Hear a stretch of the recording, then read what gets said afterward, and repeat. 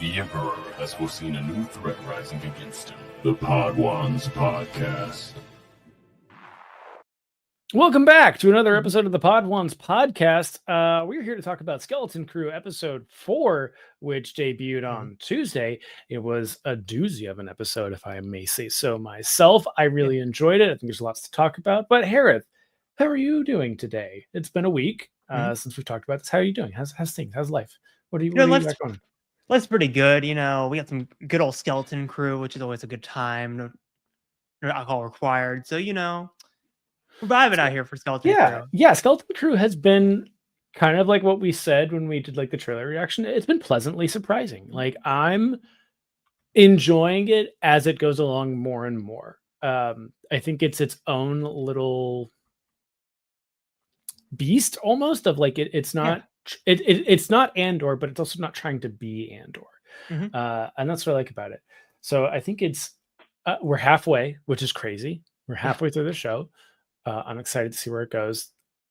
This was an episode where a lot happened, but not a lot happened at the same time. Like, it was a very contained episode. We got a lot of character development, got a lot of events happening.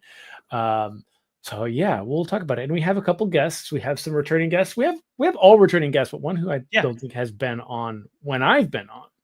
So I'll bring them last. Yeah, no. Has they been on since you've been on? No, I don't think they have. Can't say I remember no Podwans. Beautiful comment. All right. First, let's bring up one of the people who's been helping us out with the Acolyte and Skeleton Crew, Nick at ND Wise Guy. How are you doing? Good, guys. How are you? Doing great. Doing fine. Good. I've been watching this and enjoying it. I've also been re-watching The Expanse with my girlfriend Haley, and she's loving it. We're at season 3 when like shit really starts to happen. Like there's stuff going on, but this is like when like the proto molecules going crazy, and she's like watching it with clenched fists, and I'm like, yes, this is great. Hooked. It's so good. And I'm like, wait, Nick, you've seen The Expanse, right? I have, yes. Okay. I was telling Haley that I'm excited for her to see a certain character because that character reminded me the entire time when I was reading the High Republic of like Marchion Ro is you want Marco and Naros? We have Marco and Naros at home. Marchion Ro. Oh, that's going to be an interesting. You might have to film that and let us know how that goes. Because like the speeches that he gives, like obviously the speeches, I think the speeches in the High Republic that he gives are very good, but I'm always like, Marco did it better. Marco did it so much better. That's just because you don't like Mark Thompson's voice that you're saying that. Read that in the voice that you have in your head. That's fair, but I still like Marco Inaros is like very easily one of my favorite villains. Like in the both in the books, the way that they nailed him in the show from the books, incredible, like super well done. But we're not here to talk about The Expanse. Maybe not this time. Later. But we have 2 more people to introduce. Let's bring in Pat at Saint Pat. Pat, how are you doing? It's been. I'm doing great. Time. It has been. You know, I think that's the life of a teacher and working full time. Sure. I haven't done any like videos and stuff in a while, but I'm slowly I'm slowly balancing out the lifestyle. That's good. Yeah, I feel like it's been a while. I've definitely, and it's maybe just the TikTok algorithm. I've definitely seen some of your cosplay videos pop up here and there. So yeah, I get it. And with the tumultuous nature of the future of TikTok, potentially, Nick and our other guests don't really have to worry about it. I don't know what you're talking about. Everything seems very safe to me. But yeah, no, it's an interesting time. But hey, we're on YouTube. YouTube's not going anywhere, right? No, Hopefully. Also, Pat, I love when we brought you up. My first thought was, dude, this is like the most Pat-coded episode ever. Like, if you think about it, it is. That's true. Okay, the last 2 episodes, the archaeologists in the political science brain were like working overtime on everything, and it was just I'm loving this show so much, and it's giving a side of Star Wars I've been desperately wanting, and we're getting little leaks into the world that we need to fill out the Star Wars universe, and it's great. I agree. We'll definitely dive into it, but there's so many like influences, like whether intentional or unintentional, of just this past episode that I'm just like, oh my gosh, this is not a show I expected to see this. Like, this. I think an episode like this was on no one's bingo card. Yeah. But like it's better for it because it's unexpected, it's fun, it's enjoyable. But that being said, we have one final guest who has been on the podcast before, but I don't think I've ever been on an episode with Emma. Leia. Hey, You. They were on I'm the Acolyte. good. Yes, I was. That was back in the summer. I am also a teacher. I am just a supply teacher, so not full-time work like Pat is, but I'm also a bookseller, so things are busy up in here. Nice. So I'm glad to be here. Really excited. Thank you so much for having me. Of course. I am really, really excited to talk about this episode for sure. I think everyone is, because Yeah. this was a banger of an episode. I agree. I've seen some mild criticisms, and I have criticisms of those criticisms. I won't get into it, or maybe I will call people out, but it'll all be in good fun because we're friends. But no, I think this was such an interesting episode, and yeah, I'm excited to talk about it. So I feel like let's just jump into it real quick. Let me just know, like, we're halfway through Skeleton Crew right now as of this episode. How does the general consensus seems to be like everyone's really enjoying it, but like, how is everyone like feeling it? Has it met your expectations, exceeded your expectations, let down some of your expectations from like the first time we heard about it? Pat, I'll start with you and we'll go backwards. You know, I had no expectations coming into the show. There was so little information. Everything that was going on with the Acolyte and beforehand with the shows and stuff, I kind of just like blanked myself out. I'm like, we'll see what this is. Whatever it is, and we'll go. And so I am pleasantly so surprised that it's giving me a little more energy back for the Star Wars community and stuff like that. And I'm happy that it does, because now I get to talk with you guys and do stuff and just all my brain's 100% on Skeleton Crew and this journey now. So it's good to be back in that obsession. Awesome. That's great to hear. Emma, how are you feeling with where we're at now compared to like where we started without really knowing really anything about this show, except there was kids and Jude Law in it? Yeah.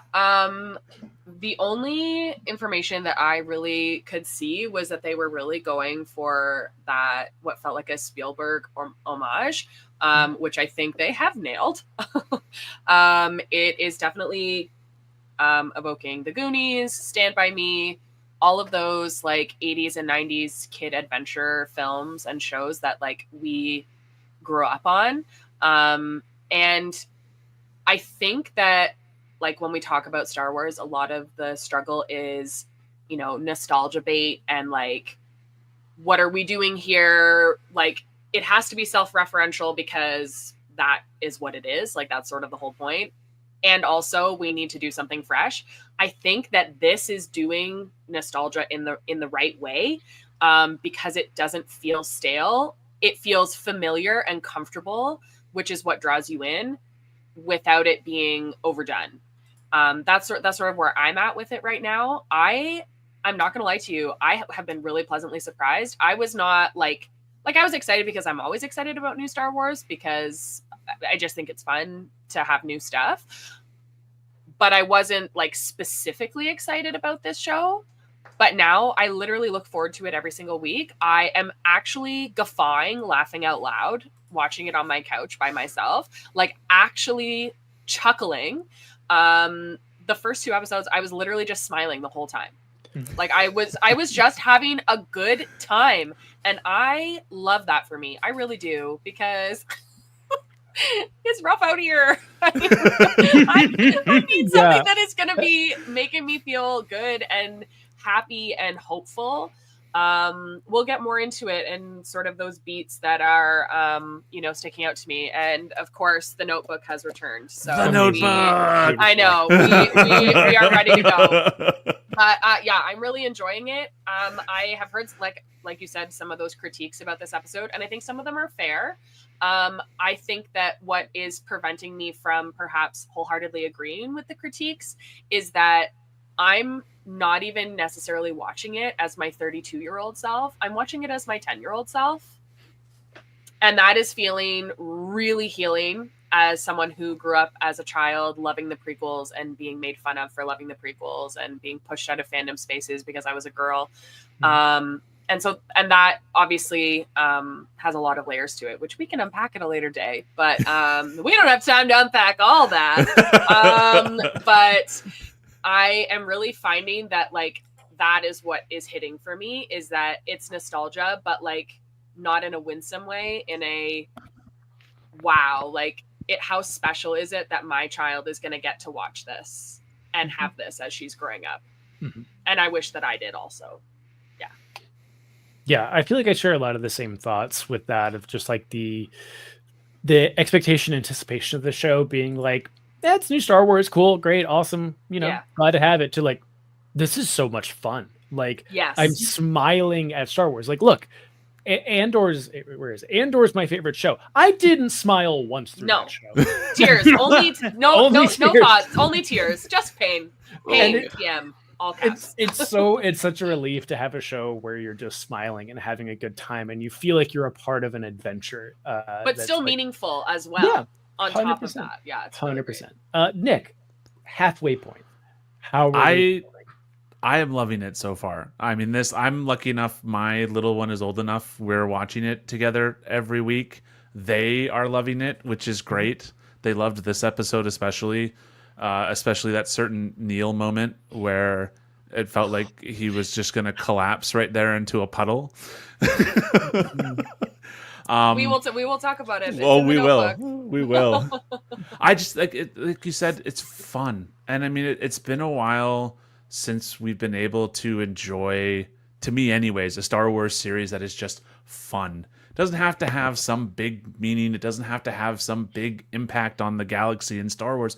We're just having a fun time. And it kind of reminds me a little bit, and I don't know, Chase, if you'll agree, a little bit of the first half of Resistance, where it's like they're racing, they're out having a good time. There's comedy hijinks. Like it was this contained thing. And bigger things are happening, but it was this contained thing that was just fun, and I'm loving it, and I'm here for the ride. It's so funny you brought up Resistance, because I feel like this was a show that like it almost does follow that similar arc, and I think this is maybe the indication that everyone needs to go watch Resistance. Very much so. Resistance is a must watch. It is a show that it starts out with the stakes so low that it is just character building. It's just getting, like here's some people having fun, and like, oh, there's a little bit of like an excitement and thrill here, but there's not really an implication. And Resistance, what it does really well is it slowly builds that looming danger, the consequence of the action, to where you get to season 2, and it's just like the stakes are so high.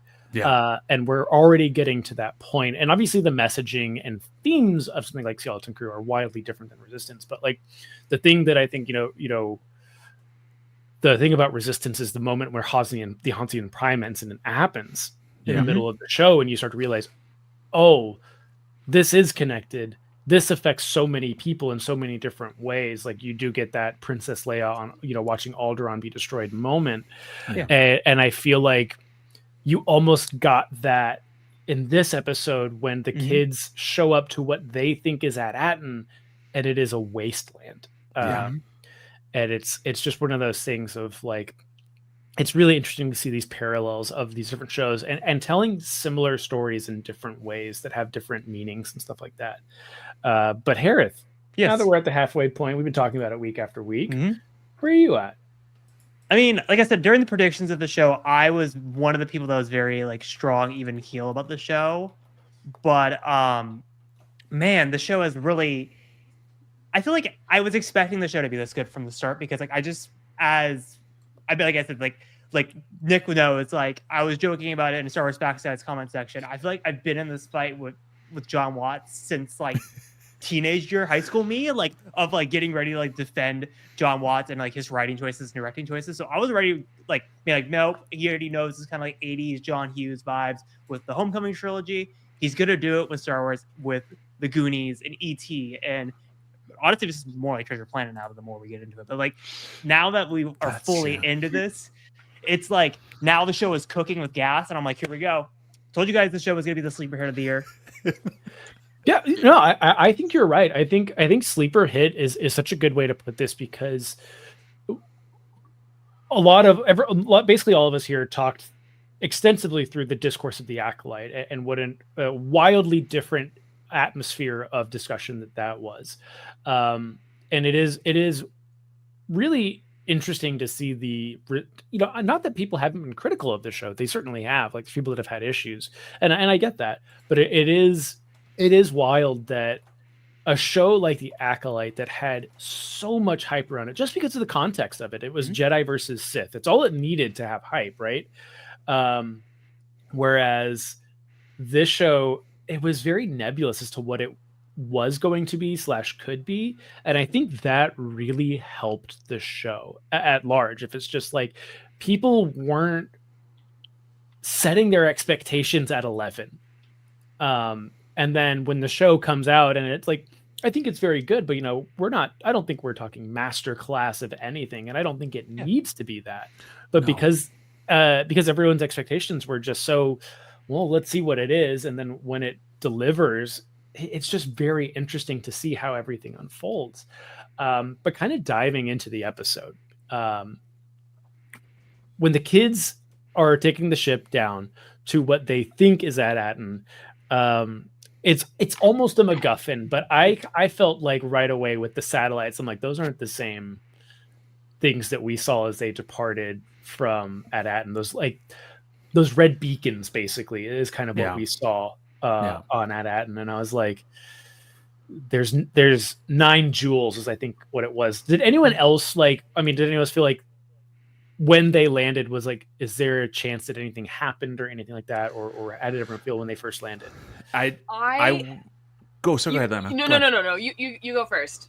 I was the second they dropped out of hyperspace and I did not see a barrier. I'm like, no, this is not where they are. And I wondered that last week after last week's episode, because it felt almost too easy that one stop would have gotten them back home. Mm-hmm. Those satellites, I know, Kenny, you're in here. You had an interesting theory about those in your video today. I didn't think it was, but I was also definitely, I thought for a second when they came out and there was all of this similar architecture, I was like, did they maybe blow up the planet because they didn't want to be found? Yeah, I had a flash of, is there something with the ship, and is this at Aten, but in some kind of like alternate timeline or something? Because I don't know, maybe they're gonna do timey-wimey nonsense. This is Star Wars, we can do whatever we want. But then I was like, oh, or what was I did write something else down. What did I write down? Oh, when they first landed, I wondered if there was some kind of security measure that makes everything look abandoned when you enter without permission. Ooh, interesting. So the barrier, we don't really know. We don't really have a frame of reference. We obviously know that it's droids or satellites or something, but the kids have no frame of reference. We only know what the kids know, more or less, which I think is a great vehicle for discovery in this show. But we didn't really get a chance to look at what the barriers looks like from space. Yes. We only see them go through it out and then quickly, just because it was just sort of cuts and which is obviously on purpose. But I was just kind of like, is there, because this is based in pirate literature too, right? So it's an island that can't be found unless you already know where it is, that kind of thing. So I was like, is there some kind of glamour or something that like they have to, you know, like give a password, answer these riddles 3 type stuff, you know, just like fun fairy tale magic force nonsense. That was sort of where my brain went, but then I was like, no, you know what? Because I was definitely getting Stepford dystopia vibes from Atten. So like, I know we talked about this a little bit, but like the social experiment piece, like what is the great work? Is this like, I know like we were talking a little bit about like Fallout, like the social experiment piece in that, but like my brain being full of YA brain rot went immediately to Divergent. Spoilers for Divergent. It's like a social experiment with like, you know, creating hierarchies and things like that, and like changing variables in each of the different communities to see how that changes things. And so because of like, you know, like the roteness of their life and how like Wim is so desperate to break out of that. And the fact that they named him Wim, I'm sorry, is the cutest shit I've ever seen in my life. Like, I'm sorry, that is so cute. Like, Wim full of whimsy, please. I can't. But he's so desperate to break out of that. And so he clings to something that is like so outside of his reality, the Jedi, the stories about the Jedi that he's read. And like, Neil finds safety in that routine, right? So it's like really a lot of tension there. So I was like, the second I like it, I remembered how much I felt like, oh yeah, this is definitely giving dystopia. I was like, no, this is another planet and something bad has happened here that has not happened on Atten. Because what did Kim say? Like all of them were destroyed except for one. Yeah. And what does destroyed mean? What does destroyed mean? What does that mean?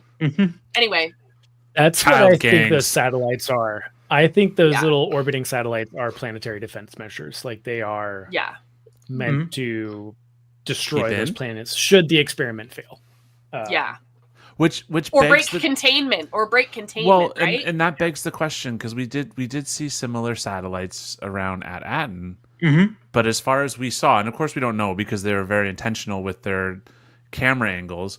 Why was there no activation? Like to your theory, like why was there no activation of those satellites if it's meant to be containment?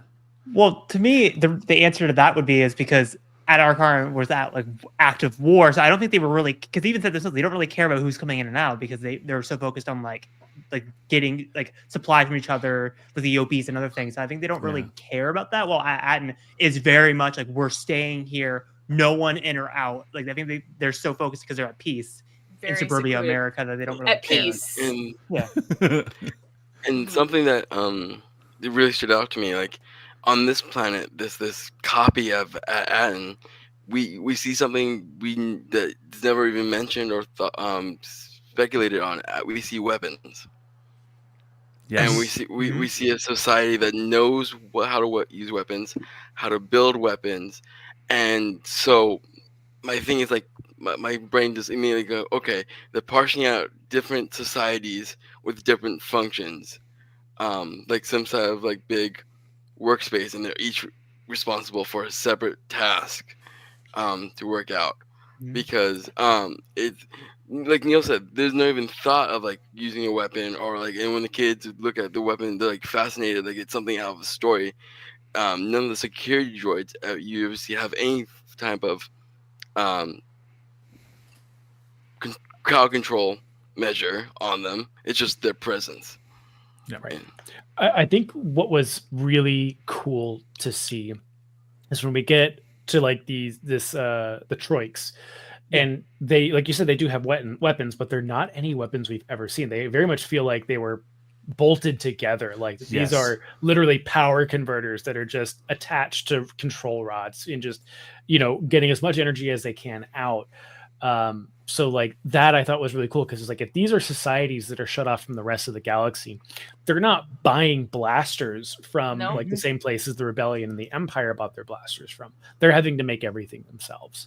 Well, and even on Atten, when we see Fern's bike go out, they need a power converter, and she's like, oh, we'll just scavenge one. And then they're like, but all of the wrecks or wherever it is, the junkyard that they're looking at is out of power converters, which evokes to me a finite amount of resources with no new things entering the pool, right? Unless they're producing stuff on their own. But like, that was what tipped me off to like the actual isolation of them.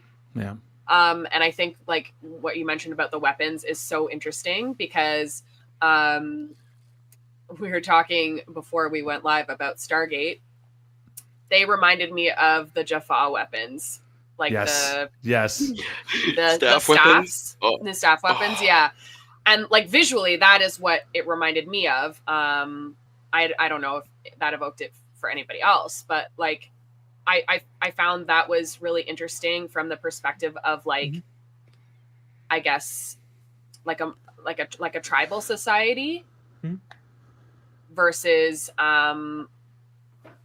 you know, like something, a society that has access to different kinds of weapons, because they also did have like the equivalent of like, I guess it was like a grenade launcher.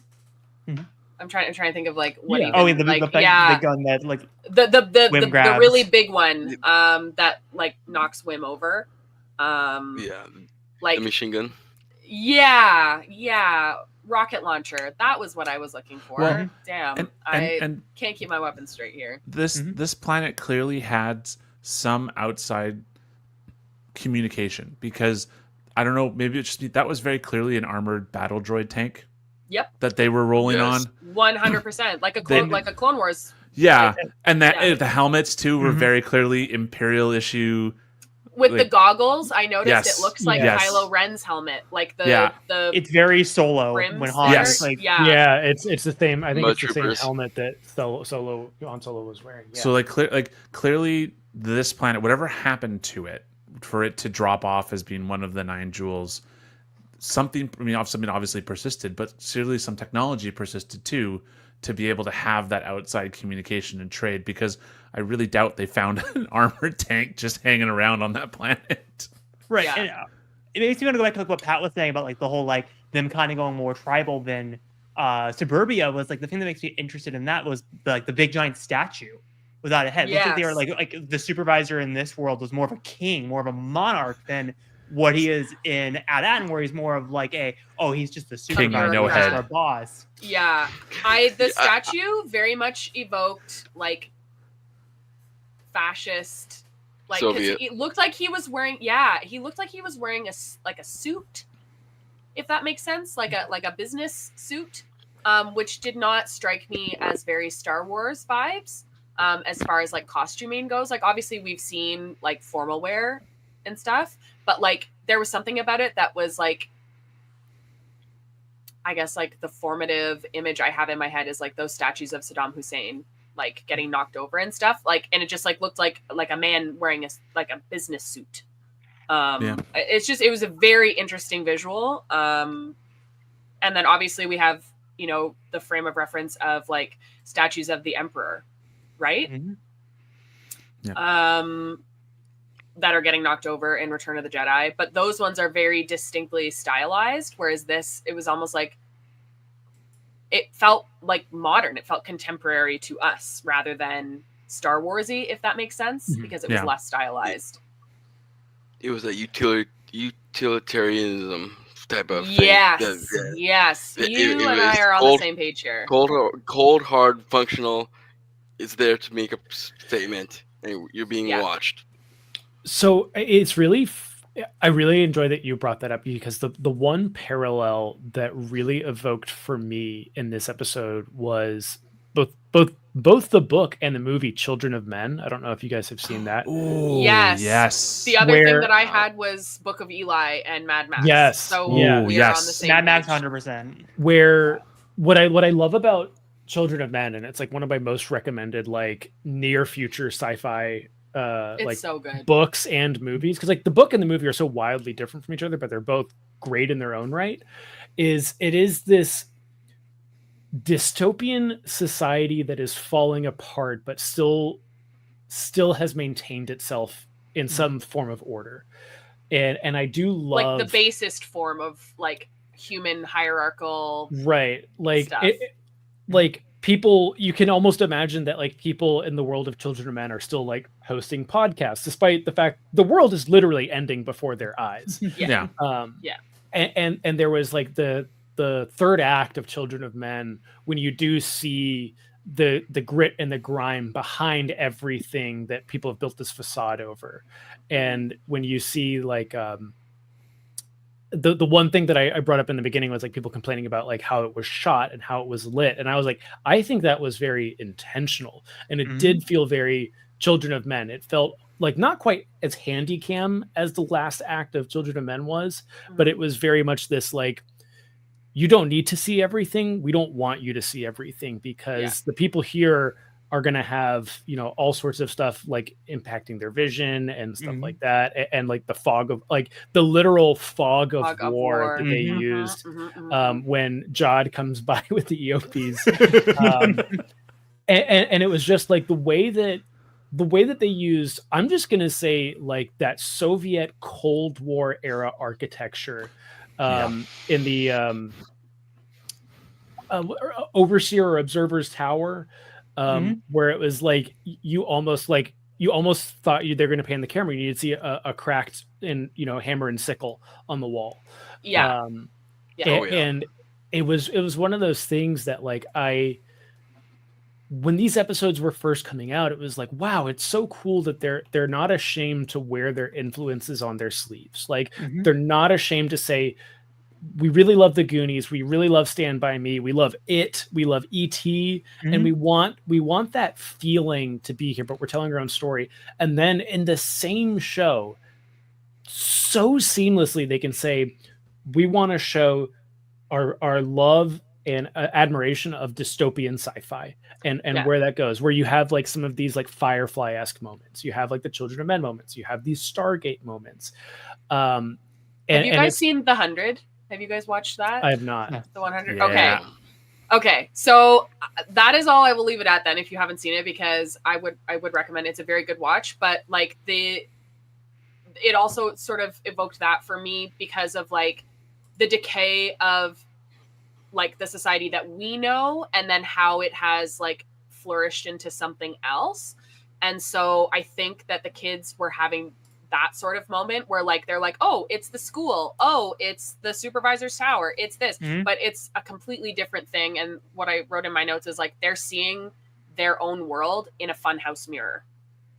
Yeah, that's a great way of putting it. Yeah, I didn't mean to interrupt you there. I just like visually, I think that like you're absolutely right. They are opting for those like genre homages because like Andor even is that as well, because we see a lot of that like utilitarian architecture, especially when we're following Cyril Karn through his, bureaucratic stuff. I just the thought popped into my head, and I had to toss it in there. Yeah, because it is interesting, because it's interesting interesting you brought up Andor because of its architecture, because it uses that almost brutalist architecture in the Empire. And while we see kind of like, when we look at Ad-Atten and we look at where the kids live, it's this very contemporary, modern, minimalist architecture that like kind of fits Star Wars, but we're used to in like the 21st century. But then you go to the school and the exterior, it's that same brutalist architecture. Like when they concrete brick. Yeah. It's just slabs with lines cut into them. And then it's kind of the same with the the Overseer's Tower. And it's so interesting that they're using things like architecture to convey like this visual storytelling of like, that these schools are like institutions for indoctrination almost for what they're doing. And that's why I think Nick, we talked about like, them talking about the High Republic with the great work. And it's just like, I think that has a chance to come into play now, but it's also like the great work feels very much like, you don't want to say a cult, but like almost a hyper nationalist style of education that like it's giving make Germany great again. Yeah, well, Wink, where wink, it's like, nudge, nudge. like, look, you're going to like in the first, I believe it was the first episode where they're like, the test that they're taking is like going to determine their future. Yes. Where it's like this tracking so hard. There's so like, and Pat, I love you said tracking, because like all of the cars, they are not driven on roads, they run on tracks. Like there's no deviation for individualism in this society, and that's why what I love about and look at the teacher. The teacher is a droid. And if I think I could be totally wrong, but if you go to the Mandalorian, to the planet where him and Grogu live, it's a human teacher, a humanoid teacher. It's an organic teacher with a droid helper. I picked up on that also, that the teacher was a droid, and I was like, damn, that is hitting close to home these days. And did you notice, what did you not see on at Akron once? A droid. Droids. There was not a single droid anywhere in that society, which again, I feel like was intentional. It was like almost like saying, this is what happens to you when you don't follow what the droids are telling you. Yep. And like I said, which kind of gives like go back to the Divergent Fallout thing of it's like they're trying different things to see what is the perfect society. Yeah. I do think the inspiration of like the Fallout vaults being these like the 9 jewels, like these planets, like I'm curious, were they, number one, were they all the same, or did they have slight deviations? Number 2, were they actually protecting something? Like, was this a huge like string of planets that had like vast amounts of coaxium or cortosis or some valuable resource or something like Kyber. That? Maybe, Kyber was another one that could be it. Yeah. But the one thing that I loved, kind of talking about the school and the teachers, was the fact that Fern's jacket is just turned. She turns it inside out and then she turns it back in when she goes home to her mom. And she gives off this facade. You see in the first episode where it's that so stereotypical, so generic, like at the principal's office. What are you in for? Like, oh my god, it was good. My name's Bender. It was like it was painfully good. Like it was like I was literally just like, so many times. That boy regrettably is gonna be in love for the rest of his life. Unfortunately, he is never. That's it. There you go. Done. All we needed to see was her walk out of there and just go. Yeah. Don't forget about me.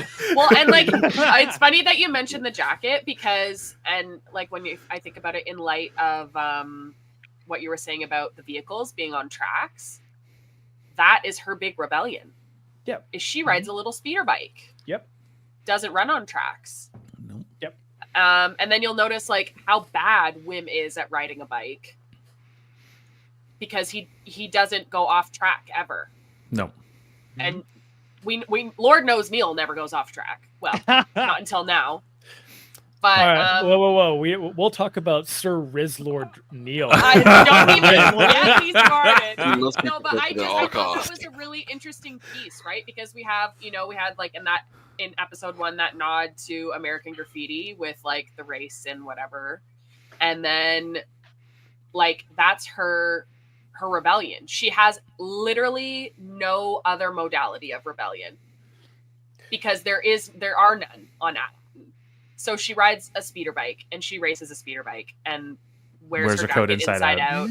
Mm-hmm. Like that is so preteen rebellion coded. I was like, oh my god, you think you're like, oh, this is like, I am the toughest bitch alive. You know what I'm going to do?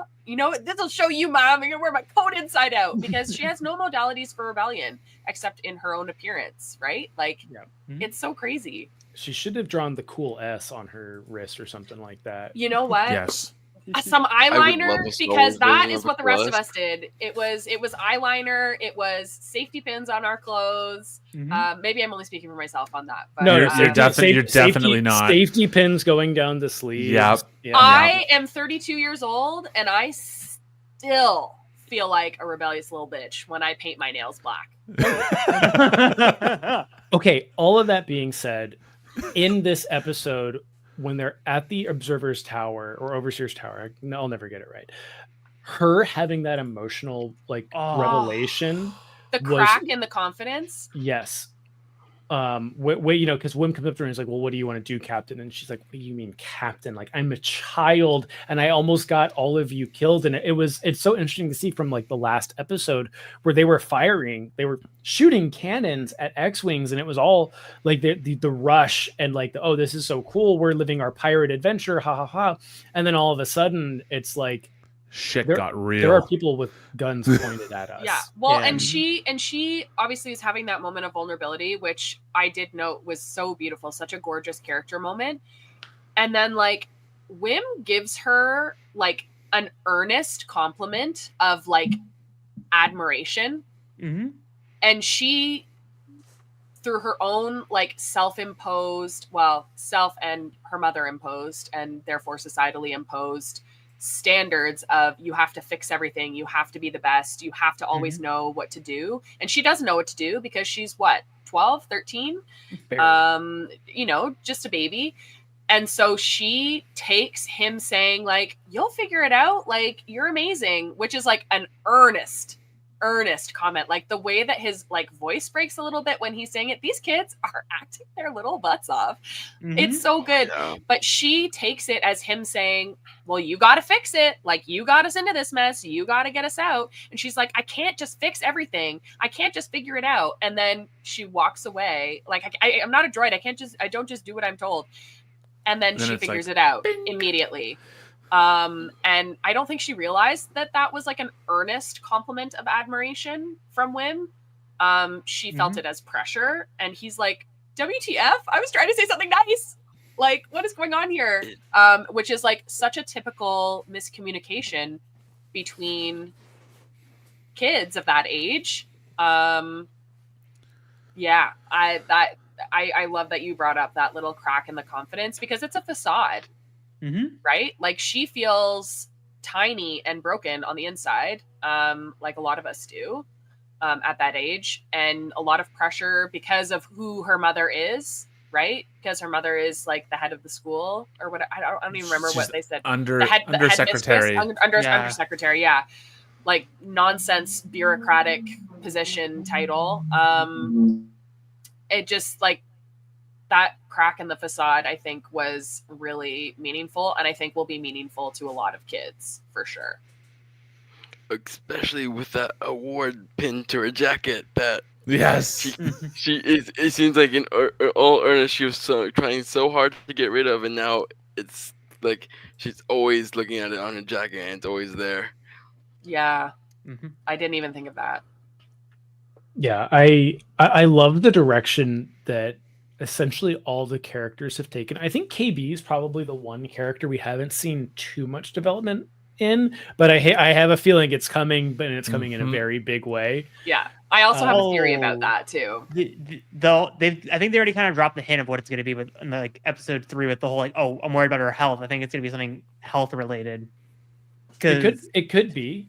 Because I was listening to like Star Wars Explained, and like Molly brought up an interesting theory about like how all these kids are like almost like the Wizard of Oz, and like you can kind of like equivalent all these characters to different. Oh, yeah. And she said that KB and also Fern are like the Tin Man, except they're kind of like opposite sides of it. Where KB's more the mechanical side with like the physical health of the Tin Man, while Fern is very much the emotional side of the Tin Man. So, but I do think that is coming back. They keep bringing up her tech side of her and the health, and I think that's gonna. Well, I think like something that I noticed with this could be just because like I myself am autistic, but like strong autistic coding for KB, which I always love. I think that's obviously really important rep, even if it is just coding. the moment that like really stood out for me this episode for KB is that like she doesn't know how to receive a high five. Mm-hmm. I don't know if he's like high five, like you shot the cans or whatever, which is like a normal thing for kids to do with like a little BB gun, set up a bunch of bottles or cans, whatever. I don't have that experience, but I know that is like a common experience for kids.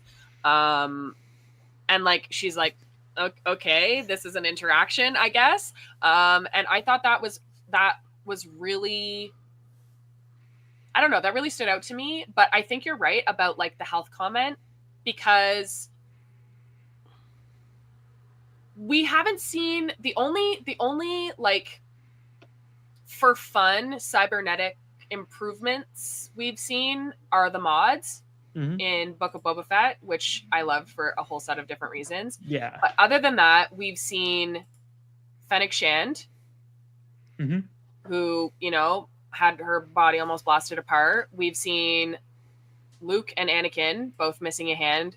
Vader, Lobot, and then Breha Organa. Right. Yep. So, like, and obviously we don't see that on screen, and that is my villain origin story. But that is what it reminded. Like when you brought that up, that is reminded me of that, because like that was the reason why Bail and Breha could not have their own biological child, was because of Breha's health concerns and like her cybernetics like changed her physiology. But like I'm really wondering that too. Like they haven't really like said anything. Like we haven't really noticed. Like it's not like, you know, sometimes like, for example, like in a period drama where somebody is coughing sort of casually and then all of a sudden it's like, oh, she's died of consumption. You know what I mean? Right. That's the kind of cues that like I've sort of been keeping an eye out for. And we haven't really seen that. But the cybernetics is what tipped me off to there being a health concern, because she's not like the mods, if that makes sense. Yeah. To me, I think it, when I first sorry, did I interrupt anyone? Nope, go for it. Okay. Sorry about for a second I thought I did.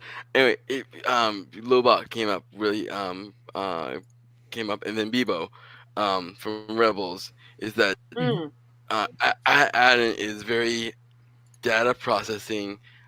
They're doing some type of analysis. Everyone there is like, we haven't seen anyone that's like, oh, I'm a grocer, or I'm running this function of society that helps to serve the needs. No, it's all focused on one specific task that's that's either trying to decode something, trying to run numbers on something, trying to help with the processing some big computation. And that headgear she wears very much looks like a child version of Lobot's and Bebo headgear, and the way she uses it to process map coordinates, to interact with the ship, to talk with SM-33. It's very much that type of device, and I'm wondering if like the health concern is any way like connection to computers or signals with that. I don't mean this disparagingly to the actor who plays KB, but is it ever equally as disconcerting when the headgear is up as it is with Geordi when his visor is off in The Next Generation? Yes. Like when you see her eyes, you're like, no. This isn't right. It's way cooler with it down. No. It's like even like with LeVar Burton, it's like, yeah, you're from Reading Rainbow, but when you're in Star Trek, no. Keep it on. You put that visor on. It's so cool. Don't take it off. Same, like it would be like Scott Summers with no sunglasses. Like, what is that? Yeah. Toasted people. That's what that is. You're like, Superman? No. but no, like I'm excited to see where it goes. Part of me is wondering, because like you said, like she's not coughing. There hasn't been any concern. There hasn't been like a moment where she has to like catch up with the group because like she's having trouble breathing or something like that. She didn't. She wasn't sleeping. That's true. Yeah. That's the only thing that I noticed. But that, I think I wonder if that's more related of to like she's suspicion. just so suspicious of Jod. Yeah. Because I wonder if it's because we were we brought up the expanse earlier of it's like, what if this is like there's something about KB where it's like the sickness isn't really a sickness. They're trying to control her in some way. Oh, you know what? Maybe she's force sensitive, bitches. Maybe she is. That's what I was kind of thinking. Oh, I love your brain. Let me give your brain a little. That makes That would sense be- too, because they hinted at it in episode 2, because they made episode 3 when like they're breaking out, like John, obviously he's being sarcastic, but he makes a joke to like KB. He's like, maybe she's force sensitive, like she can feel it too, and just like walks off. But he was being sarcastic about it. Right. But also like they kind of already put that in the middle of the that center little and just nugget walk in away there. from it. I fear we are cooking with Yeah. this. I really do. I would love a force sensitive KB. She Yep. would be a terror, and I love it. Oh my god. Speaking of Jod, I know that in the back of everything, right? He's still after the treasure of Adad. Like behind everything, he's Yeah. still after that treasure. Of course. Yeah. But I do love when he comes through the fog of war with the Eopies, and he doesn't lie about selling the Old Republic credits. He's just No. like, it's like, what would you rather do? Be stuck with the rebel cell group that has all these guns pointed at you? Yeah. And when SM-33 starts to go haywire, he's the one that jumps and turns him off. Like I love that even in just like the brief period of time we've gotten with him, we're starting to see the shift where it's like it does feel like he does care about these kids a little bit now. Yeah. I'm still not like, oh, he's 100%. He's got a golden heart now and he's no longer going to be a pirate. No. But like, No. it is cool to see that there's something going on. Like, I think if you look at someone like Brutus, right? Brutus would have left those kids. He would have left those kids an episode and a half question. ago. Yeah. Whereas Jod is sticking with them. Yeah. I have been making the joke of Long Jawed Silvo for weeks. But I see in the comments we're talking about perhaps historical pirates. I don't know jack about historical pirates. I know the big ones, but because my background is like literary, it's like I'm noticing so much of these like homages. And there are amalgamations, right? So, like, Jude Law's character is very much, like, feels like Long John Silver. Yeah. But also Jack Sparrow at the same time. And I think that is definitely on purpose. But then you have SM-33, which obviously his name spells Smee, which I think is just, I'm sorry, the funniest shit ever. I am, like, Peter Pan, don't even get me started. But he also is an amalgamation as well, because visually, like the visual cues that we're getting from SM-33, he's got the eye patch and the peg leg, which is a visual cue for Long John Silver. Yep. Right? Yep. Specifically from like a literary perspective. I'm not talking about historical. I'm not talking about historically accurate. None of that, because I don't know. I would never pretend to be an expert on pirates, but I do know about literary pirates. And it's very much like there's a lot of different literary threads going through there. Because like I said, I think the homages are purposeful. The vehicle is definitely those 80s adventures movies. Like we were talking about Goonies, E.T., Stand By Me, you know, like all of that stuff. That's the vehicle. And then I think like the lore pitch is definitely those like pirate homages, and the big ones that I've seen are obviously Peter Pan, Treasure Island, and Pirates of the Caribbean, because it's a Disney owned property. Sorry, besties, we're gonna get Disney owned self-referential stuff, but also that's like big in the cultural zeitgeist as far as like early understandings of pirates for many people who would be like in their late teens, early 20s now, right? They may have seen those movies when they were super young, the way that we saw Hook and the 2003 Peter Pan, and you know what I'm saying, like that kind of thing. it was very much like with SM33, like curse your sudden but inevitable betrayal, because like that we're always building to that, because like every time he sort of like gets a little bit upset, he does that weird like growing and expanding thing in his body.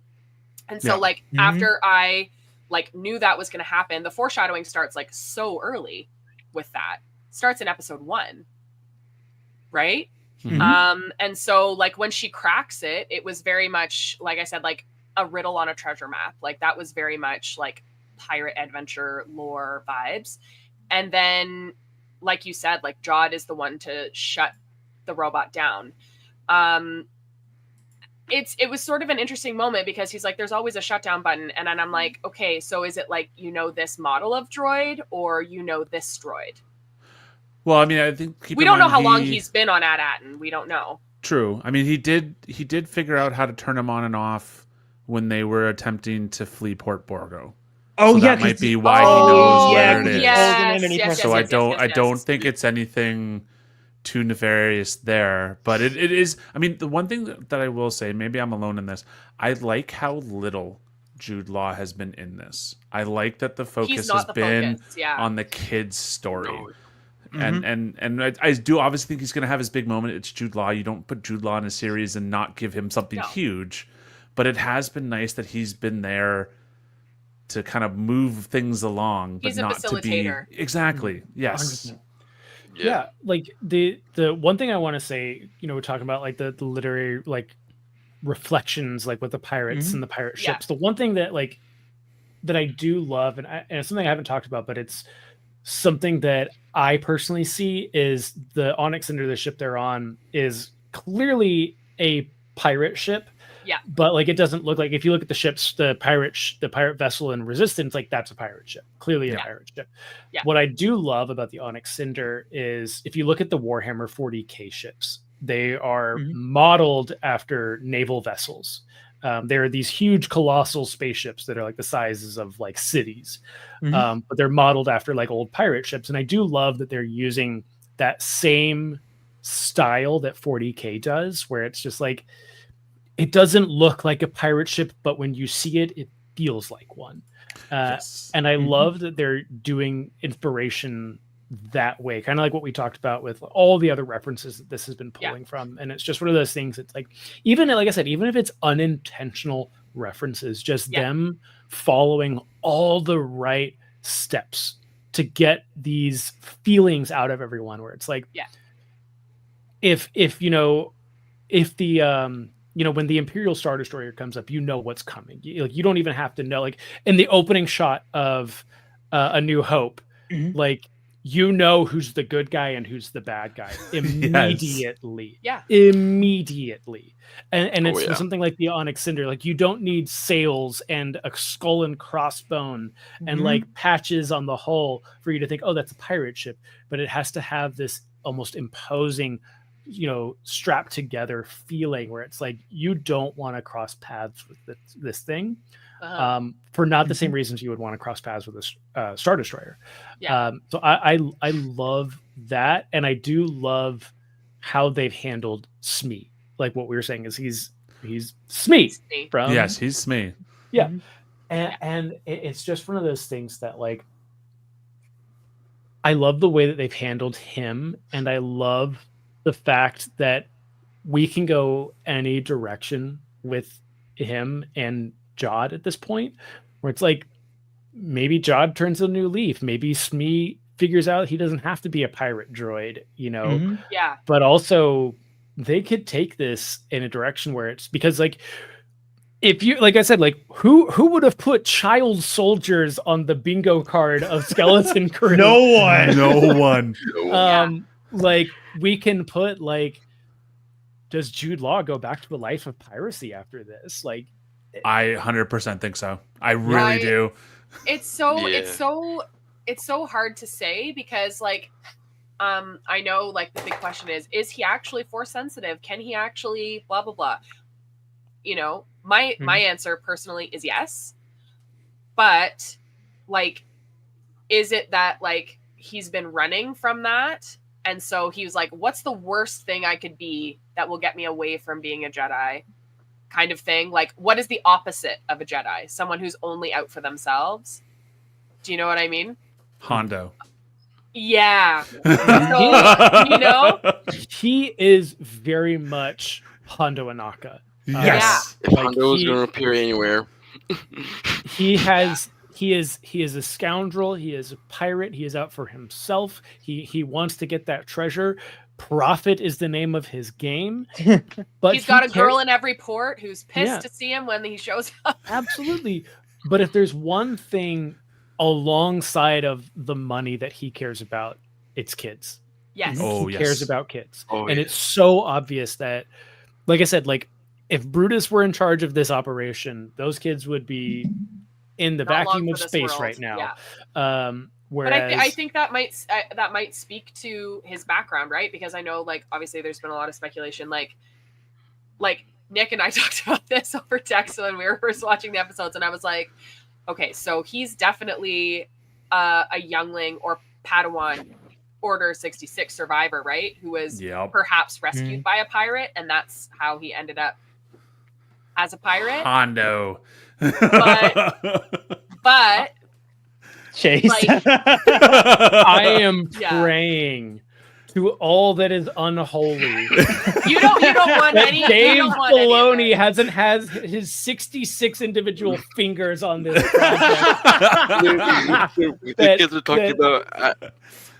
Jod is not an Order 66 survivor. That maybe he wasn't picked up by the Republic. Maybe he failed being a Padawan before the Clone Wars started, or something. Yeah, like I just think that would anything. speak to. I just think that would speak to his affinity towards children. Because like the way that I was seeing it from that perspective, I understand what you're saying, and I am 100% on board with your perspective on that. And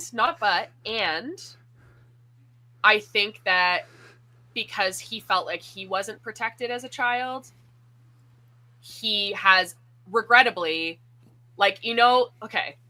So in Kenobi, when he's trying to draw Obi-Wan out, they're trying to draw Obi-Wan out, and he's like, once a Jedi, always a Jedi. You can tell by what they do, and like if someone's in danger, they're always going to save them, even if it's a detriment to their own life. That is what this is giving to me, because like in his heart of hearts, that man is all about the money, except in the case of these kids that need to be protected, and he feels responsible for them because no one protected him. And also that's just where my brain is at. Also, where my brain is at. That's where the. Sorry, go ahead, Hereth. No, I was saying, we're talking about, like, you brought up, like, cross-brand synergy, like, Disney, blah, blah, blah, with Pirates of the Caribbean. Another sci-fi type, fantasy type franchise with, like, a kid that gets saved by a space pirate. Given Guardians. I was going to say Guardians of the Galaxy. Just watch. Next episode, Chase, you're just going to see this at the start of the episode. I swear to God, if I see one fucking clone trooper, I'm throwing something at the Well, the funny thing is, we already kind of know what episode's going to happen. Apparently, it's going to be 7. So, 7, we're just going to see. Okay, here's the thing is, yes, I don't believe Jod was always a pirate. I think Jod came from, let's just say Jod came from a life of privilege, rejected that life due to circumstances yet to be unfolded, and became a pirate, possibly in defiance of that life of privilege he led. Yeah. And I do, but he can't leave it because it's in his bones. There was something in his brain when he was younger at some point in his life where he children are important. There is importance to doing good in the galaxy overall. I fucking swear to God, I hate this. But first of all, we don't know the opening heist of the show, right? The pirate heist where the vault was empty. Yes. That's an unresolved thing. Brutus is still alive. We're definitely going to get a showdown at some point between Brutus and Jod. And I think that's when we're going to figure out more of that. And I think, again, this is me just I swear to God, Dave Filoni, I just need you to go away for like God, three fucking years. damn it, Dave. 3 to 5 years, Dave. Just have Mandalorian and Grogu and just go into hiding for a while. But like, I can just even if we don't get the whole story, just like I was a Jedi, or I was training to be a Jedi, and then like even if it's just something where it's like, Or not that- anymore. No, yeah, I'm it not a didn't Jedi work anymore. out for me, Yeah. you know, and that's all you need to know. And it didn't work out for me, and being a pirate worked, and that's why I'm here. And like, Please be I a would be Bale and so Skull type of satisfied with just that. situation. Like, I don't need to know how many like times you dodged Anakin's lightsaber. All right, dude. Like, I don't care anymore. You're gonna find out that he was that little youngling that said, "Master Skywalker, there are so I many." will- But I also said in the podcast before, again, obviously Star Wars, they can always bend ages up or down. Yeah, If we go from Jude Law's age to the prequels, he would be in his like late teens, early 20s. So he would be a Jedi Knight, Yeah. or at least a Padawan. or at least I don't think they'll do Jedi Knight. because of But because of Brotherhood. I mean, How how? Palpatine's act in the Clone Wars, he would be a knight. Because we're about 7 years past Return of the Jedi, roughly in that area. It's still 9 ABY somehow. I don't know how, but we still are at Did- 9 ABY. Did they tell us? Do we know that for a fact? we know. Did I that miss he- that? We, Am I we know just- we know it takes place in the same time frame as Mando and the rest. Okay, of them. that's Have said not that in around. in It's somewhere pressers. around Mando season 3 to Ahsoka season 1. It's just Somewhere wherever in they that want to. range. They want to slot it in that order. Okay. So we're talking what, almost 30 years post Empire at So that he point. could be 15, 18. It's not a lot of productiveness in speculating. I just that like when you said like, oh, like his like need to like protect the kids and stuff, that just sparked what I was thinking about earlier when I was watching. And like that's what that evoked for me. I actually don't care what it ends up being, because I honestly, unless it ends up being really, really silly, then I don't care, because I just want to know. I'm interested to know. Yeah. I think I'm intrigued. I think you're right. Like, I think as long as it's done well, it's done Yeah. well. And I think you're right. It's not productive just trying to like try to figure out these minute details. What is productive, however, is talking about our God King of the Riz, Neil. Let me. How many pages? Oh, How many Neil. pages are in the book about Neil? Well, it's about the whole episode, but I don't know if you can read this down here. No. Okay. Big, oh no, I saw that big Jedi energy. Is that what that Yeah. said? So I said Oh, some yeah. moments in this episode feel like Neil is the only one who takes the idea of violence seriously. Jedi energy. And so then I said, not the tender budding childhood romance, #bye. I was like, this is literally too cute. I literally cannot. So I said, Neil giving his food to the hungry children is a perfect character moment. He's never been hungry because of the comfort of his home, but he recognized the need immediately and acts accordingly. And then that was when I read big Jedi energy, which is so interesting when you consider it in like contrast with Whim, because, I think of, Yoda, like adventure, excitement, a Jedi craves not these things, right? And that's all Wim wants. Yeah, which is totally fair. He's like 12, 13 years old, and that's like a normal child desire. But it was really interesting to me to see like the one who like is like, oh, Jedi aren't real and that's dumb and we need to just follow the rules and whatever, be the one who's actually doing Jedi stuff. Jedi stuff. The conversation that he has on the rooftop, like when they're sitting on the edge of the roof. Yeah. And what I loved so much about that was you have someone who has grown up their entire life, like you said, never wanted for anything, had food in their belly, had never doesn't understand why violence would be necessary Yeah, ever, like, because why nobody would- needs anything. Yeah, why would you hurt anyone ever? Like that's ridiculous. And then you have someone who has lived the complete opposite life where they have had to fend for themselves probably since the day they could walk. Yeah. Based on kind of what we're seeing in the rate of decay on Akron. And what I love about that scene is you have two people who come from vastly different environments and upbringings, and that their nurture was so different, but their nature is the same.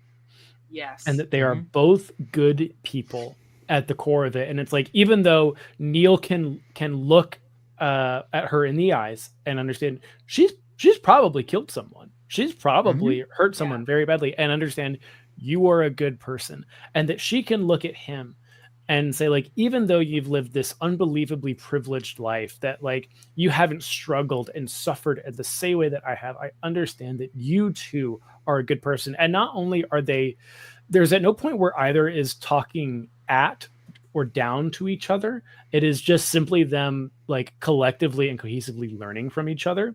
Mhm. And the fact that whole scene was capped by just the scooch closer. Oh, Yes.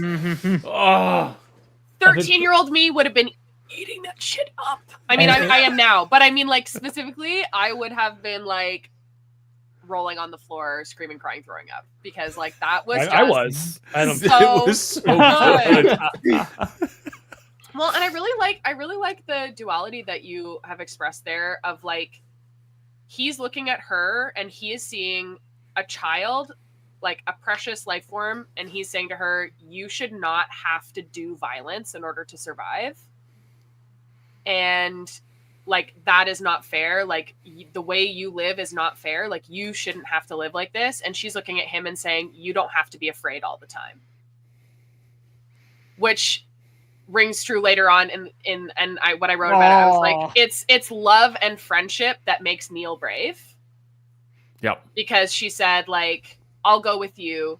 And then he's like, okay, well, like, I'm still if scared. we're friends, and if you're with me and we're going together, then like maybe it's not so bad. And like that spoke to me and reminded me of Carrie, because of that whole quote that's like, being brave isn't about like not being afraid, it's about being like scared shitless and just doing it anyway. And so like that, I don't know that if that was a purposeful homage, but like that is what rang true to me. And I loved that moment. Loved. And the little bum scooch, and because he's so at ease. Like he's afraid, but he is comfortable. And like we first see him, like he can't even talk to his crush at home. He's never even spoken to her. He just admires her from afar. But with Hannah, he's just like, he forms like a genuine connection with her. And then, you know, like that, like you said, like cute little Riz Lord, like he's just like, he's doing so well. Like he's so like, I wasn't sure, because I know like we obviously saw the character design. We were all like, okay, immediately he's my son and I will kill everyone if something happens to him. But like, he's actually turning out to be such an incredible character. And like, I'm just thinking about all the little boys who will see that and like see that like gentleness as also being like a modality of bravery. And like, I think that's so special and beautiful. And if I continue on, I will get misty. So I will leave it like, there. I really enjoyed like the interaction of Hannah and Neil. I think, and I also I do love that the fact that it is implied that Hannah will eventually take over the Troiks. Yeah. And the fact that she has, and it's like you can almost see that like if we get, you know, some type of content that takes place 10 years down the line, right? When she is in charge of the Troiks, it's like you could see like this conversation was the first stepping stone into bringing the world of Akron into a world that is closer to a world of peace, a unified world, than a world of like just constant conflict. And I was like, it was a little boy with this little soft trunk that sparked it all. And to me, it's like I get the vibes in the episode that most of like the war is driven by her father, General Strick. It's like he's just the one that's just constantly propelling these two sides against each other. So I feel like once that she's in power, I feel like things will kind of shift more in that direction. He felt a little comedic to me. Like it felt like a really bad archetype, and I presume that was a purposeful decision, but like the stick banging and the slow talking, and it's like, okay, we get it. You want to be quirky. Let's move on. I think it's also, maybe this is all we see of Ad Akron, right? Or maybe that little storyline will come back later. But I also think it's very, very interesting. We see next to nothing about this opposing force. Yeah. That and one Go one ahead. thing that really one thing that really stood out to me, the Troiks used child soldiers. The opposing force, what was their name again? It began with The a Hatan. Hatan. All adults. Yep. All adults, no kids, no thing like that. And so it really, and the way, I think, going back to with Neil is, and how his Akron is like, the way that Akron society has devolved and developed versus how Aden is, that in Aden the children are very much sheltered. They're very much processed and put in a place. They're cared for, they're loved, but they're highly organized and shuffled to where they need to go, and there's no going about it. Here with the Troiks, they're adults. It's fend for themselves. No, the kids were not the feeds were not fed just because it's very impoverished, but because they have to fend for themselves, and they couldn't because they were so much younger, and so they were just on their own. And I think that's why it really stops her, because he's taking care of someone else, and we're very much a society where even the children, it's lace up your bootstraps, we gotta go. It very much, I know some people have pointed this out before, like it very much is giving the energy of that one episode of Bad Batch in season 2 with the mines. Yeah. Okay. Yep. Yeah. Where it's like we're pretty much, this entire planet's just relying on child labor and war just to survive. So it's like I thought like it's very, like I said, in the outline, I even said, like, to me it's like a weird combination of that Bad Batch episode, but also the Onderon episode in Clone Wars when Ahsoka like is going into this like foreign planet with a war, if it's not separatist, Republic, and she's very much kind of like these kids just kind of seeing this from an outside perspective and now getting brought from like childhood to adulthood. Yeah, well, and the way that just to go back to those literary threads, is that like when they're brought to Strix, it very much felt like Wendy and her brothers having to prove themselves to the Lost Boys.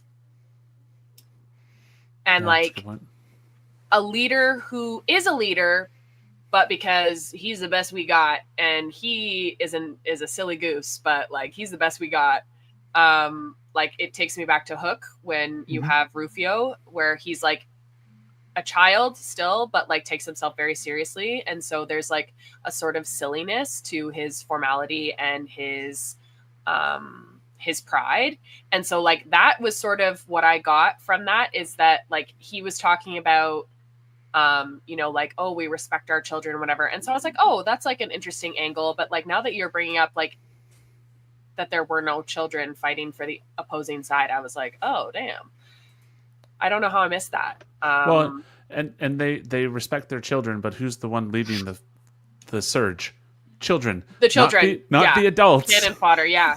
And that was very interesting. Like, prove your worth so that we'll take you to the, fallen sanctum or whatever it is that they're calling it. And I thought we were going to get some cool spooky force shit, because I was like, oh, fallen sanctum. I literally, I texted Nick. I said, I swear to God, if I see some cool ass Mortis shit right now, I will perish. I will shuffle off this mortal coil. Bring them back to me. I want to see it. Anyways, I digress. No. I think that's a very interesting point. In the sense that like we actually don't know what the conflict is, and like we don't know how long it's been going on for, and it sort of feels like one of those things that like it was a slight between two families a long time ago, and now nobody knows why we're fighting, but everybody knows the Hatfields hate the McCoys, you know? Everybody knows the Capulets and the Montagues are on opposing sides. And like that was what it was evoking to me. And then I think perhaps we will maybe find out more because we see them come up to Jod and SM-33, and then that absolutely, I'm sorry, funniest line in all of Star Wars. Ugh, just shoot me, I guess. Like, love that. The Han Solo energy of that was simply too much. It's like, oh well, I guess like this is how I die. I'll die, I guess. I don't know. Oh my god, like this day cannot get any worse. No. And so we don't see him again until we see him coming in from the fog. So like we don't know what those negotiations looked like. We don't know what they told him. All we know is that he was under the impression that they are prisoners. Mm-hmm. Right? Yeah. Mhm. And the kids don't really feel that way necessarily because they got to shoot blasters and having a fun time and doing something exciting. It's very much a commentary on like, oh, well, when you're a kid, it's like, I want to be treated like an adult. And it's like playing on that, but obviously the very much extreme of like making them child soldiers. Yeah, I totally. And it was so interesting to me, like when you brought that up, because now like I'm seeing the whole thing in like a completely different light. Which thank you. That's amazing. I love that for me. Yeah, I think this is very much like you said, the Capulets and the Montagues, the Hatfields and McCoys, where they are fighting. They are the only reason they are fighting is because they have been fighting for so long. Yeah, and she doesn't even know why they are fighting. Why they're fighting today is because they stole their EOPs. Which, by the way, horned EOPs, we have not seen that before. Yes, we have not seen that before. So I was like, does that mean that all of the ones on Tatooine are female and we've only seen female ones? I don't know. I don't know. I thought that was a fun little zoological moment. Yeah, that I thought was something I noticed, like, EOPs typically don't have horns. Yeah, they're typically I was thinking soft maybe and this kind of is silly looking. Yeah, maybe this is like a different, like a planetary like specific breed, but then you see the regular ones come up as well, and I'm like, oh, okay. I was surprised to see them. I was like, here? Are they indigenous to Tatooine? Are they not? We don't really know a lot about this. Although I have not bought and read the Bestiary yet, so that information could be in there, and I just haven't read it yet. That is possible. But yeah, like this is a planet that I would actually really love to revisit. Like, you know, maybe it's in this show, maybe it's in another show or book or something. Like the conflict between the Troiks and the Hatan is very interesting to me because it definitely sets up the fact that maybe the Hatans are the good guys here and that the kids were actually working with the bad guys. Yeah. Have you guys read the Yoda comic? I have not. Pat, before you explode. Oh yeah. No, sorry. I'll bring it up again. No, so immediately as the Hatan and Troy came up, I rewatched and I was analyzing the way my historical archaeological mind does. Like, so the Hatan are very much with that beautiful droid tank, well regulated, well trained, well organized. They have matching uniforms, they have matching helmets. Even if it's scrapped together, it's still well coated, well dressed, and the Toik are very much this ragtag group of rebels, you would say, going about. And so you look at the damage, you look how things are. And when Smee, again, I'm just laying all the clues. When Smee says he's been to this planet for, the warriors chase us off, the soldiers chase us off. I don't think he was referring to the Troik. I think he was definitely referring to the Hatan. And we know that from A'an they don't like off-worlders. Okay, so this is my I was just piecing together society. If you go back to King No Head, okay, obviously it's right near the supervisor's tower that watches over the city. What the only thing that of the statue was defiled was the head, or the eyes were taken off. where the eyes to things, the things that watch you, are taken off. And so, whatever devolved on this thing, I think the predecessors of the Hatan and the Troik were these everyday regular citizens that probably got whoever riled up, and then Hatan, the predecessors, had to be like the government officials of Akron.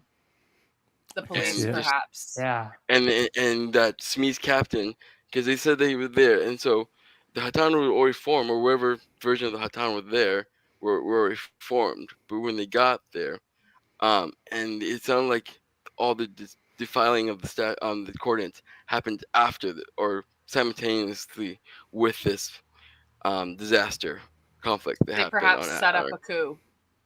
Yeah. That's an interesting thought. I like that though. I can see the breadcrumbs for something like that. Yeah, very interesting. So I also liked that the greeting was the same. What flag do you fly? Yes. Mhm. They both said that, the Troik and the Hatan, which struck me as very piratey. Yeah. Yes. But also because like pirate flags, like that was like that's how they know who you are and who's coming to kill them. Like that's sort of the whole thing with the flags. But like, what flag do you fly instead of who are you? Who do you work for? Why are you here? Where did you come from? I found that phrasing very interesting, and how it was the same. So that's how we know they are the same people. Yeah. Yep. Right? Yeah, I agree. It's because you brought up that what I kind of got the vibe of was like going back to those satellites of like if this was a calculated destruction of the world, like this world was purged basically. Was this an outside source that caused the purge, and it just delved the whole population into a civil war where the Hatans blamed the Troiks for what happened when neither party was at fault, but they kept blaming each other. Like the Separatists and the Republic. Exactly. Yeah. Where it was like neither of you were in control of this, and because you couldn't trust the other person, like was this growing tension between, let's just say, two ruling families, Montagues and Capulets. Yeah. Was the tension between these families what caused the experiment to be shut down? You know that's giving me? It's giving me the last battle episode in Rebels when Ezra is talking about like the like to the droid leader in Rex, like who won the war, and they're arguing about that. He's like the Empire just came and wiped you guys out. It didn't even matter who won the war. So it's like that's what he kind of feels like with this experiment. It's like it doesn't matter who's like the warring families, who's like winning this shit. It's like there's one enemy here, and it's whoever is in control of these AT-AT planets and Statue Headless over there. Yeah. So it's like that's what's kind of given off like this kind of it's like they just are not privy to what happened. Yeah. I now want to go to each and every one of those planets. By the way, now that they have the coordinates for all of them, I just would love like if they do a second season of this show, I would love it to be like the exploration of these planets. Yeah. I also the other thought that I had is, did Kim mean to send them to Ad Akron, or was that a computer mistake? Well, I picked up. I don't know if anyone else saw it, but when the Onyx Cinder came out of hyperspace, behind it and to the right was like a green nebulous cloud. So I almost feel like she heard what the kids were telling her, but took it the wrong way. I very much took it as they pulled the data too early, because obviously she was stalling for the New Republic to come. But I took it as very much like she did. Like I said, I agree. Like she just didn't narrow it down right. It was printed though. That was because it's like a data card with like punches in it, and it like stays in there, and then it like pops out. Like I don't know. I wasn't sure whether that was like okay, I'm gonna send them here so that we know where they are. Do you know what I mean? So that we can find them. But so I'm gonna throw this out. I think everyone's wrong.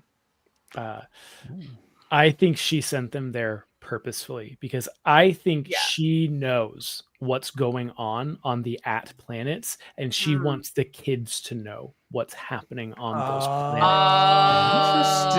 Interesting. Because not that we have like I don't like hard and fast rules on hyperspace, but I think that like the idea of like a printer error or they pulled it out too fast or this, caused this to go to the wrong place. Like what we know is hyperspace routes and lanes are precisely calculated. And Yes. you don't take the wrong turn at Albuquerque, right?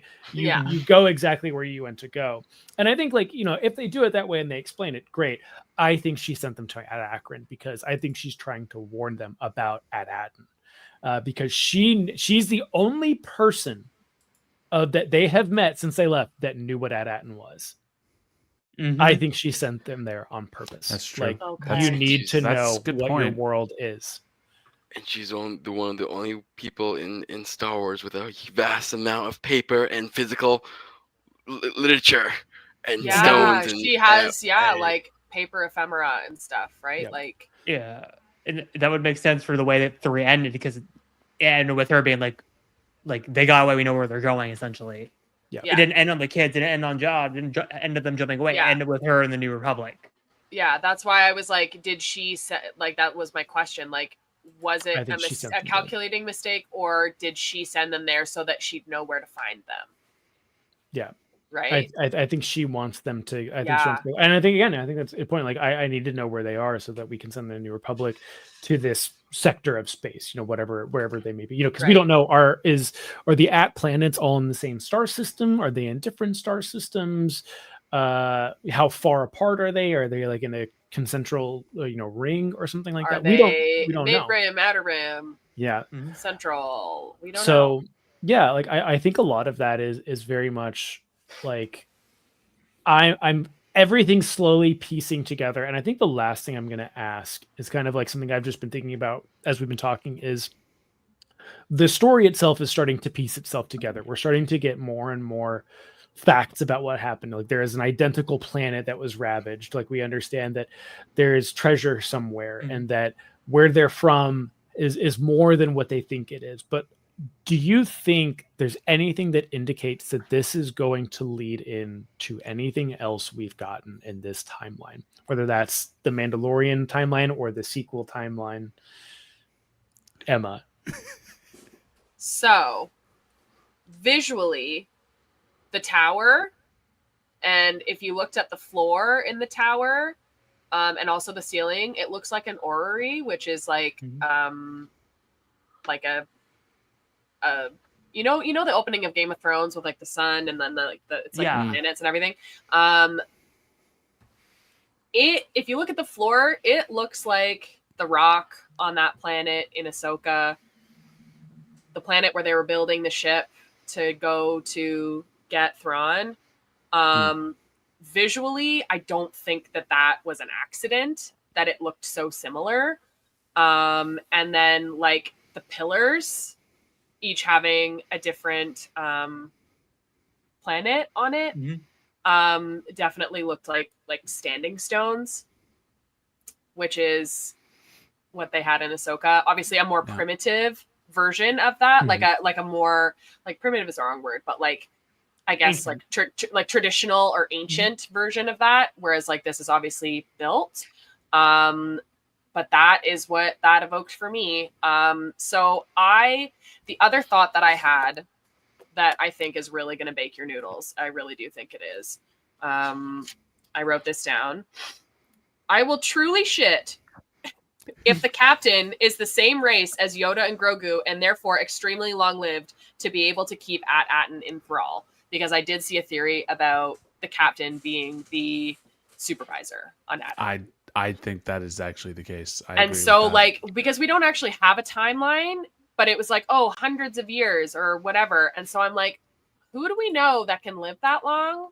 Or alternatively, because we did talk about that Wizard of Oz piece, is it a Wizard of Oz thing where there is no supervisor? The supervisor is a droid. Yeah, just pay no attention to the man behind the curtain, or there is no man, it's just a droid. But those are my two things. Because imagine we get a new green little guy. I am computer.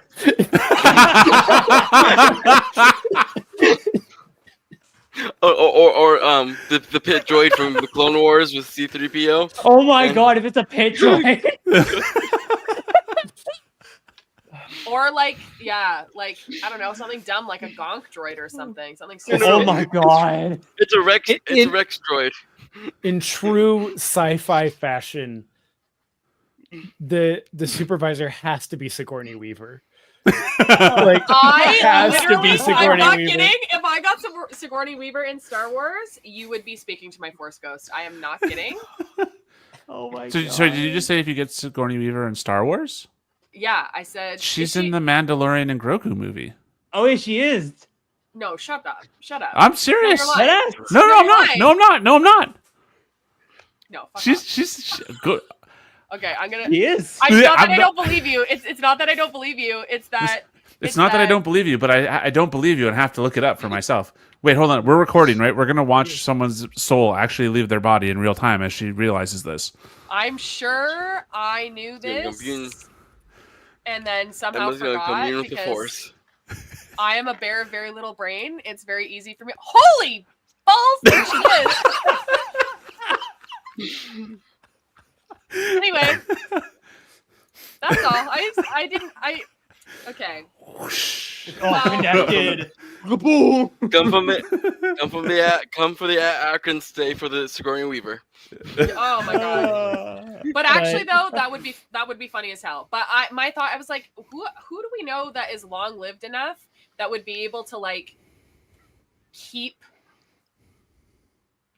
a whole population of people in thrall for that long and still be alive? Ki-Adi Mundi. Right? No. Not going there. Not touching that with I would 100% respect Disney if they were like, we're adding Ki-Adi Mundi to every piece of because you crybabies cried so hard. Yeah. He's gonna be in the Dawn of the Jedi movie. He's gonna be in the new Raid movie. He's gonna be the leader of a Rogue Squadron. You guys cried so hard you did this to yourselves. He's just in the supervisor's tower and just munching on ice. Oh, this is I haven't heard. What about the droid in quite attack on the some time. Wookiees? No, the one thing I'll leave on is the one thing that I actually do hope that I would add to my hypothetical bingo card is that either one of the next episodes will not include the kids at all. It will be the adults learning the secrets of At-Atten. Yeah. You know what? Where they go into the supervisor's tower on At-Atten. You know what? From your lips to God's ears, because I think that would just be so good. Because, like, when we think about things, like, in a lot of, like, you know what I mean? Like, those Spielberg flicks, it's like, the focus is on the kids, which is great. But, like, where are the parents? Parents are sort of like not really people. They're just kind of like props. And so I would like for them to be more. I could see. And I like that idea. Yeah, I could see an episode. Maybe it's next episode or the episode after that. It doesn't really matter. But it's like where the parents have their own little Goonies adventure. Yeah. Where they're deconstructing their own indoctrination. Where they're like, there's none of this makes sense. They're already freaking out, right? We learned this in episode 3. They're freaking out over this. And the droids are telling them, oh, no, everything is fine. Your kids are not in trouble. And they're like, no, yeah, they took off. They're not even on this planet. and I think we're going to get an episode, and I would love to get an episode where it is just the parents kind of almost getting that inner child reborn inside of them. As they go on an adventure, their kids clearly, yeah, and doing the same things that their kids did, and they're like, why have we never been able to go here? We need to get into the tower. You know, we need to do this. We have to do that. We have to pull the cars off of the track and see where the that'd be fun. Like road KB's goes. parents is like KB, and like Neil's parents are like Neil, and like you kind of see like it's like probably the you Goonies moment. you never turn left down that road. What happens when we turn left down that road? Yeah. Like I would love to see an episode like that. Kind of like, so you kind of get the whole perspective of and from them, and that's how they figure out a way to get back to the kids, where it's no longer they're waiting for the kids to come home, they're going to get the kids. Yeah. Right. I think we will get that, because has anyone else besides me watched the Major Tom and Hatie's music video on YouTube 5 million times? Just me? No. There's definitely a scene of Wim's dad doing the very nervous, he's working on a screen while looking at the droid that's watching him. So I do think we're going to get something. Yeah. I would love to see their little, you know what I mean, like moment of, like I said, like deconstructing their indoctrination, like Truman Show style discovery of everything is a lie. Yep. And we need to go and find our kids. Because I hate stories where the parents just like sit at home and wait for their kids to come home. Where they show up with all the police vehicles, like in the Goonies. And it's Yeah. like, oh my God, we were so worried. And it's like, were you? Did you even notice we were gone? Yeah. No. As much as I love the Goonies, I always thought it was so funny. And I feel like And, with the I hate saying this, obviously like this is definitely about by Stranger Things, but like the Stranger Thingsification of that with the parent storyline the last couple of seasons, I feel like they would definitely do something like that, where it's like, and like I said, like when Chase was talking, like I could see it being very much like each parent kind of like it's like mirror images of the kids to see, like I said, to see their children more clearly, because like Fern's mother doesn't see her At all. She doesn't see that she's struggling. She doesn't see that she wants something more out of her life. Wim's dad is just trying to survive, just trying to get through the day. And like, obviously, I guess like his mother has passed away, or like, I think she left the planet. You do? I do. His mother is the supervisor and his mother is Sigourney Weaver. Okay, I mean, I would not say no. I would not say no. But you know what I mean? Like, he's very much like, oh, like, why can't you just study? Why can't you just, like, do what you're supposed to do? Because, like, his dad can't understand why, like, I did what I was supposed to do. Why can't you just do what you're supposed to do and, like, get your head out of the clouds and, you know, that kind of thing. And so I think that, like, Wim's dad is really going to have a, for lack of a better phrase, like a come to Jesus moment of like, I literally have been ignoring my child, and my child has been screaming for my attention, has been screaming for me to give a shit, and I have not seen it. And then Neil's parents, like, they're going to realize, oh, he actually is totally strong and brave and capable. Right. And like KB's parents are gonna, I think you're right, learn that she's not actually sick and that she is force sensitive instead. Yeah. No, I definitely think that the evidence is strong there, because the droid called the area where the ship was found a restricted area. In a very planned community, a barrier was put up very purposelessly. So whatever's going on, whatever knowledge of the ship is, and maybe it is the captain, like you were saying, that the supervisor knows everything, and so it's going to be up to the parents to figure it out. Yeah, I agree. But all that being said, thank you guys for being here. We'll probably wrap it up. Let's go. Let's do a final goodbye. Give us your final thoughts, where we can find you on the internet, what you've been working on. And I say, let's do Nick, Emma, Pat. So Nick, final thoughts. Final thoughts. Where can we find you? What are you doing? I mean, final thoughts. I enjoyed the episode. I'm quite curious to see what happens with SM-33, given the ending, and what we might find probing through his circuits. I'm excited for what's coming for sure.